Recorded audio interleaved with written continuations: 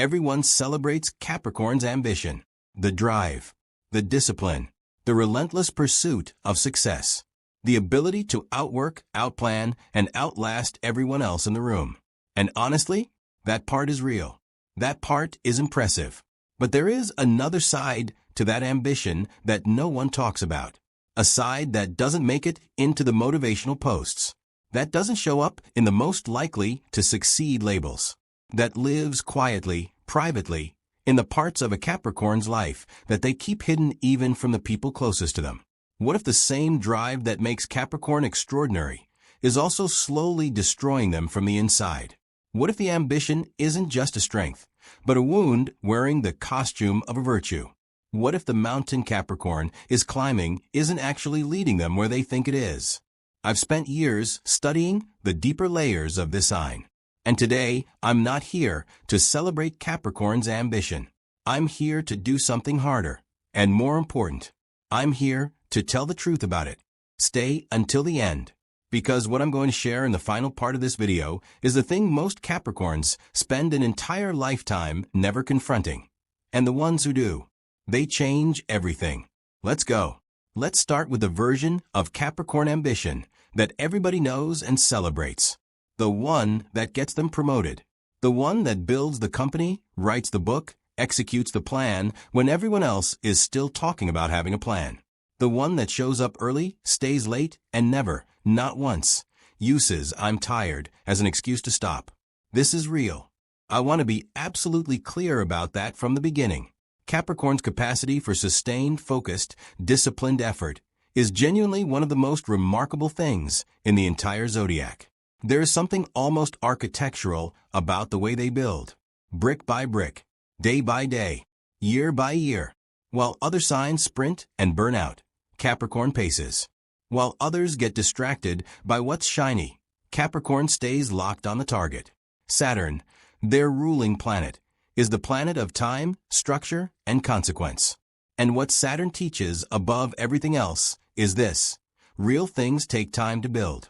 Shortcuts are illusions. Consistency is the only currency that actually compounds. Capricorn understands this in their bones. And so they work, and they plan, and they sacrifice, and they delay gratification in ways that most people genuinely cannot comprehend. They say no to things that other signs would say yes to without thinking, because they have a longer timeline in their head, a bigger picture, a destination that justifies every detour. From the outside, this looks like pure strength, pure virtue, the kind of character that self-help books try to manufacture in people who were never built this way. And for a long time, sometimes for decades, even Capricorn believes that about themselves. But here is the question no one asks. The question that sits underneath all of it, quiet and uncomfortable. What is the ambition actually for? Not the surface answer. Not the goal, the title, the number, the achievement. I mean the real answer. The emotional answer. The answer that lives in the part of you that wakes up at 3 a.m. and stares at the ceiling. Because when you go that deep, when you actually look, what you find in most Capricorns isn't inspiration. It's fear. This is the part that changes everything. And I want you to stay with me here, because this is where the real conversation begins. Ambition, in its healthiest form, is forward-facing. It's pulled by something, by genuine curiosity, by creative vision, by the desire to contribute something meaningful to the world. Healthy ambition says, I want to build this because it matters, because it excites me, because the world will be better for it. But there is another kind of ambition, one that looks identical from the outside, one that produces the same results, sometimes even more impressive results, in the short term. This ambition isn't pulled by something. It's pushed by something. And what's pushing it is fear. For Capricorn, that fear takes several specific forms. And I want to name all of them, because each one matters. The first fear is the fear of being ordinary. Saturn instills in Capricorn, from very early in life, the sense that the world is divided into people who achieve and people who fall behind, people who earn their place and people who don't. And somewhere in their psychological architecture, Capricorn decided, often without consciously deciding, that ordinary is not safe, that being average means being invisible, that being invisible means being forgotten, and being forgotten means, on some fundamental level, not having mattered at all. So they push, not toward something, but away from that, away from ordinariness, away from mediocrity, away from the version of themselves that they're terrified might be the real one, the one without the achievement, the status, the proof. The second fear is the fear of not being enough. This one goes deeper. This isn't about the world's judgment. This is about their own. Somewhere in the Capricorn's history, and it's different for everyone, but it's almost always there, they received a message. Maybe it was explicit. Maybe it was subtle. Maybe it was just an absence, a silence, a look. The message was, you have to earn your worth.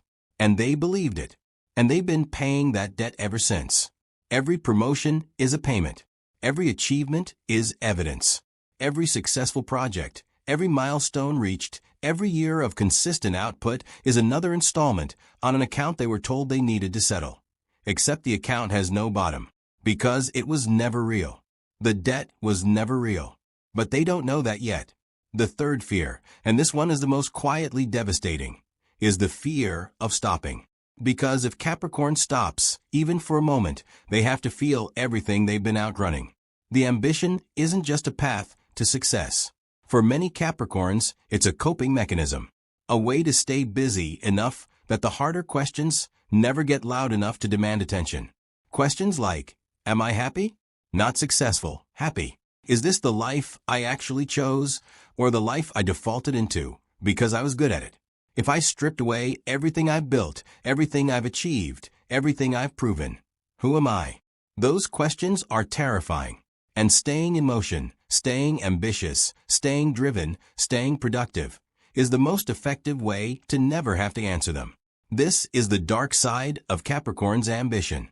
Not the drive itself, but what the drive is running from.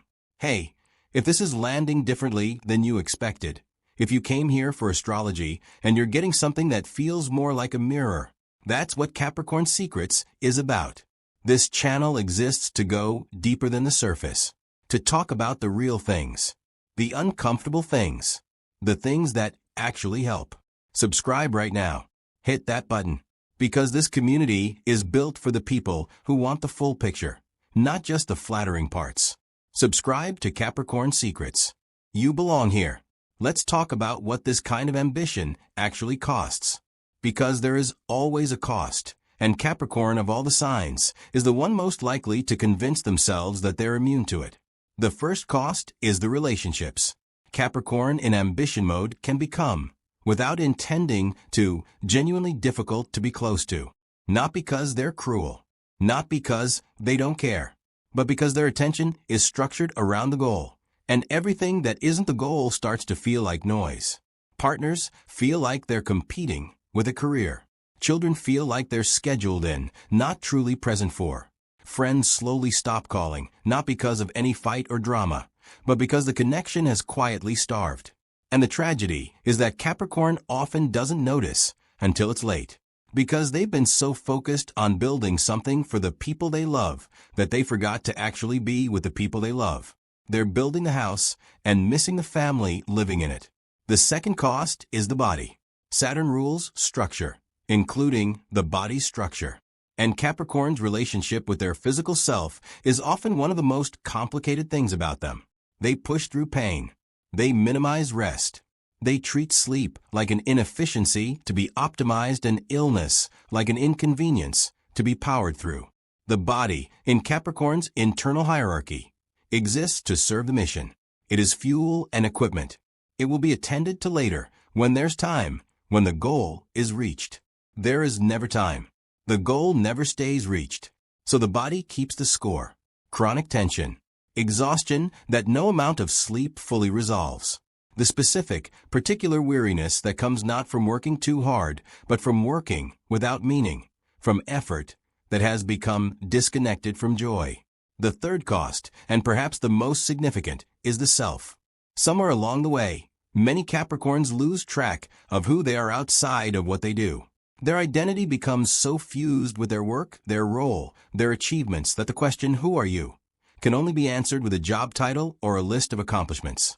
And the first time something strips that away, a job loss, a failure, a health crisis, a moment where the external structure collapses, the emptiness underneath is not just uncomfortable. It's terrifying, because they built the whole thing on a foundation that was never stable. Achievement as identity, productivity as worth, output as love. And Saturn, eventually, inevitably, will test that foundation, will show them that it wasn't load-bearing, that the real thing, the thing that actually holds, has to be built from something else entirely. There is a specific trap that Capricorn falls into over and over again throughout their life. And I want to describe it precisely, because once you see it, you can't unsee it. It's called the next milestone trap. It works like this. There is always a next milestone. Always. And the belief, the unconscious, unexamined belief, is that once that milestone is reached, something will change. Not just externally, internally. The anxiety will quiet down. The feeling of not enough will finally lift. The permission to rest, to enjoy, to simply be, that permission will finally be granted. Once I get the promotion, once I hit that revenue number, once I finish the degree, once the project launches, once I reach that level, once I've proven this thing I need to prove, then I can relax. Then I can be happy. Then I can let myself feel what I've built. But here is what actually happens. The milestone is reached. And there is a moment, sometimes a day, sometimes a week, of genuine satisfaction. A real feeling of accomplishment. And it's good. It's real. And then it fades. And the goalpost moves. And the next milestone appears on the horizon, already pulling at them, already whispering that this, what they just achieved, wasn't quite enough. Wasn't quite the thing. The real thing is just a little further. And they go again. This cycle can run for 30 years. It can run for a lifetime. And the Capricorn who never stops to examine it can find themselves at 60, successful by every external measure, and profoundly, quietly hollow. Not because success is bad. Not because achievement doesn't matter. But because they were using achievement to answer a question that achievement can never answer. The question was never, am I successful enough? The question was always, am I enough? And no milestone, no title, no number, no achievement can answer that. Because that question doesn't live in the external world. It lives inside. And it needs an internal answer. That answer is not earned. It is chosen. Okay, if this video is doing something to you right now, if you're recognizing something in this that you've never quite had language for before, give this video a like. Right now. It takes 1 second, and it genuinely helps this content reach the people who need it most. Tap the like button. I mean it. Let's keep going. I want to spend time here, because this is where the dark side of Capricorn's ambition becomes most visible and most painful. Not in boardrooms. Not in career trajectories. In the people who love them. Here is what it often looks like from the inside of a relationship with an ambition-driven Capricorn. You feel like you're always second. Not because they've told you that, they would never say that, and they genuinely don't believe it. But the evidence is in the calendar, in the canceled plans, in the conversations that start with, "Can we talk about this later? I just need to finish this first." In the way their phone is always face up on the table, always one notification away from pulling their attention out of the room. You feel like you're competing with something you can never beat. Because you can't be the career. You can't be the goal. You can't be the plan. And so by default, you come after it. And the Capricorn, if you told them this, would be genuinely shocked. Because in their mind, everything they're building for you, for the family, for the future. The sacrifice isn't selfish, it's love. It's the most loving thing they know how to do. And they're not wrong exactly. The intention is real. But intention doesn't replace presence. And this is one of the hardest lessons a Capricorn can learn. That the people who love them do not need more of what Capricorn builds. They need more of who Capricorn is. Not the achiever. Not the provider. Not the one who holds it all together. The person. The soft, uncertain, sometimes vulnerable, sometimes funny, sometimes tired human being underneath all of that. The one they've been keeping in reserve, saving for later, for when things settle down. Things don't settle down. Not on their own. That is not how Saturn works. The other thing that happens, and this is subtle but devastating, is that Capricorn starts to attract relationships that mirror their wound. They attract people who need rescuing, because fixing someone else is productive. It has measurable progress. It gives them a role with clear responsibilities. They attract people who love them for what they provide, which confirms the belief that they must earn love. They attract dynamics where they are the responsible one, the capable one, the one who holds everything together, because that is the only version of themselves they trust to be lovable. And then they wonder why intimacy feels so exhausting, why connection always seems to cost so much, why even in the places that are supposed to be safe, they can't fully put down the armor. The armor is the problem. The ambition is the armor. And until they're willing to examine what the armor is protecting, and whether it still needs protecting, the pattern repeats. I don't want to leave this here, because the point of naming the dark side is never just to sit in the dark. The point is to find the door. And there is a door. There is a way through. And Capricorn, of all the signs, has exactly the qualities needed to walk through it. Because the same discipline that drove the wound can drive the healing. The same commitment to building that built the external life can be turned inward. The way through starts with one question. One honest, uncomfortable, Saturn-approved question. What am I actually afraid of? Not the surface answer. The real one. The one that shows up when you're alone and quiet and the achievement isn't protecting you anymore.